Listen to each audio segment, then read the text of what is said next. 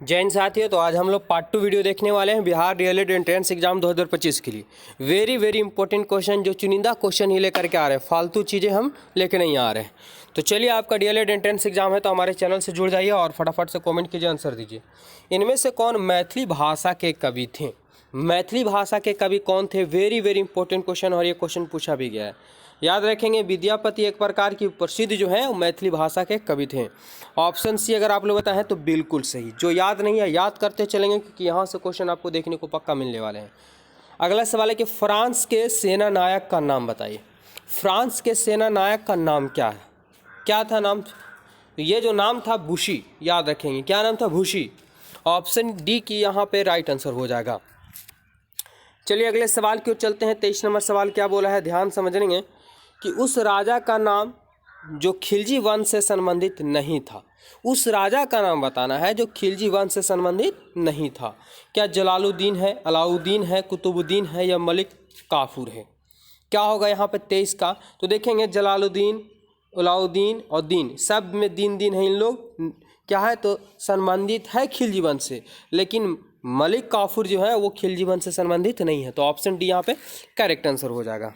24 number सवाल क्या बोला है, अर्थशास्त्र के लेखक को पहचानिए। यानी अर्थशास्त्र के लेखक कौन है?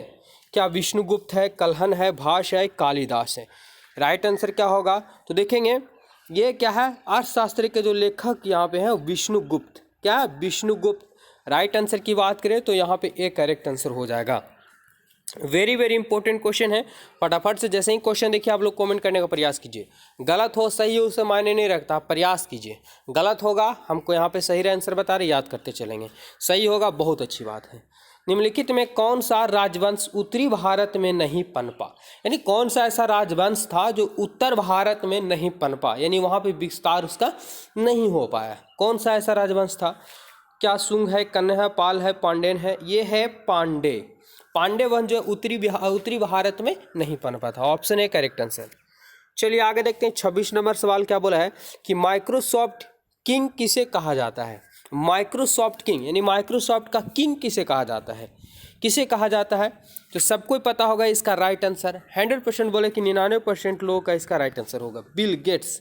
ठीक है, बिल गेट्स सबसे कीमती यानी सबसे महंगे व्यक्ति भी जाना जाता है, अमेरिका के हैं, और किंग भी उन्हें कहा जाता है सॉफ्टवेयर का। अगला सवाल है क्या कि भारत शासन द्वारा राजकीय चिन्ह अशोक स्तंभ कब अंगीकृत किया गया था? वेरी इंपॉर्टेंट क्वेश्चन है कि भारत शासन द्वारा राजकीय चिन्ह जो है अशोक स्तंभ, जानते होंगे, वो संविधान में कब अंगीकृत किया गया, स्वीकार किया गया उसे कब?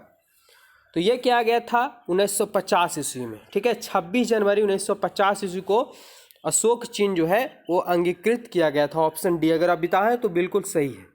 अगला सवाल क्या है, दीनबंधु मित्र का नील दर्पण है एक। दीनबंधु मित्र का नील दर्पण है, जो नाम बताना कि नील दर्पण एक है, क्या है? नाटक है, कविता है, कहानी है या उपन्यास है? क्या हैगा?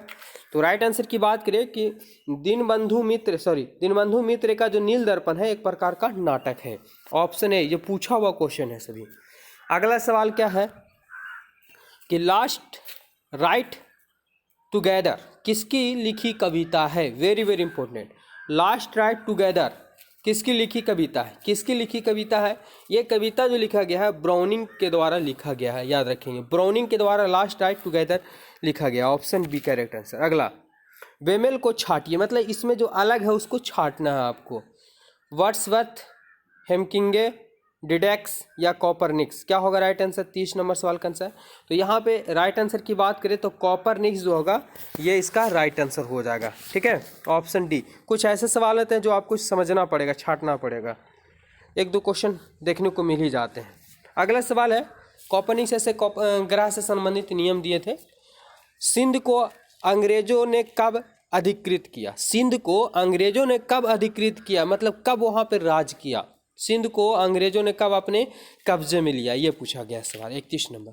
ये लिया गया था 1843 ईस्वी में। 1843 ईस्वी में। ऑप्शन डी राइट आंसर हो जाएंगे। अगला सवाल, निम्नलिखित यूरोपीय शक्तियों में से किसने शिवाजी को टोपी प्रदान की? सवाल है कि निम्नलिखित यूरोपीय शक्तियों में से किसने शिवाजी को टोपा प्रदान किया, टोपी प्रदान की? किसने? 32 नंबर सवाल का आंसर ये है अंग्रेज ने। ऑप्शन सी करेक्ट आंसर हो जाएगा यहाँ पे। चलते हैं अगले सवाल की। अगला सवाल है कि वी आई लेकिन का संबंधित है। वी आई का संबंध जो है, वी आई लेकिन का संबंध किससे है? 1917 की रूसी क्रांति से, 1949 की चीनी क्रांति से, जर्मन क्रांति से, या 1789 की फ्रांसीसी क्रांति से। वी आई का संबंध किससे है? 33 नंबर सवाल का आंसर ये 1917 की रूसी क्रांति से संबंधित है। और यहाँ से क्वेश्चन आपको देखने को मिलेंगे ही मिलेंगे एक दो, रूसी क्रांति। अगला सवाल है कि भारत में चिश्ती आदेश को किसने स्थापित किया था? क्या सवाल है कि भारत में चिश्ती आदेश को किसने स्थापित किया था? तो भारत में चिश्ती आदेश को जो स्थापित करने वाले थे ये थे शेख मोहिउद्दीन चिश्ती। ऑप्शन सी यहाँ पे राइट आंसर हो जाएगा। चलिए आगे बढ़ते हैं, कुछ और क्वेश्चन बचे हुए उसको देख लेते हैं कि वर्ष 1853 ईस्वी में लॉर्ड डलहौजी ने, आपको पता होगा लॉर्ड डलहौजी ट्रेन चलाने वाले व्यक्ति थे भारत में। तो वर्ष 1853 ईस्वी में लॉर्ड डलहौजी ने पहली टेलीग्राफ लाइन शुरू की, वजह किसके बीच की थी? शुरू की वह किसके बीच हुआ था? सवाल है कि 1853 ईस्वी में लॉर्ड डलहौजी ने जो पहली टेलीग्राफ लाइन शुरू की वह किसके बीच थी? बम्बई से थाने, कलकत्ता मद्रास, मुंबई आगरा, कलकत्ता आगरा। राइट आंसर क्या होगा? ये था कलकत्ता और आगरा के बीच में था। ठीक है, टेली लाइन ग्राफ शुरुआत किए गए थे। अगला सवाल है कि क्या ध्यान समझेंगे कि हुमायूं नामा किसने लिखा था? वेरी वेरी इंपॉर्टेंट, ये हर बार देखने को मिल ही जाता है। हुमायूं नामा किसने लिखा था? किसने लिखा है? तो हुमायूं नामा जो लिखा गया है वह गुलबदन बेगम के द्वारा लिखा गया है, गुलबदन बेगम के द्वारा। ऑप्शन ए राइट आंसर हो जाएगा।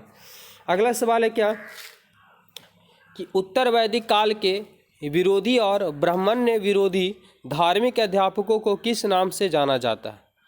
उत्तर वैदिक काल के विरोधी और ब्राह्मण विरोधी धार्मिक अध्यापकों को किस नाम से जाना जाता है? 38 नंबर ये नाम से जाना जाता है, यमराज के नाम से जाना जाता है। ठीक है, ऑप्शन ए यहाँ पे राइट आंसर हो जाएगा।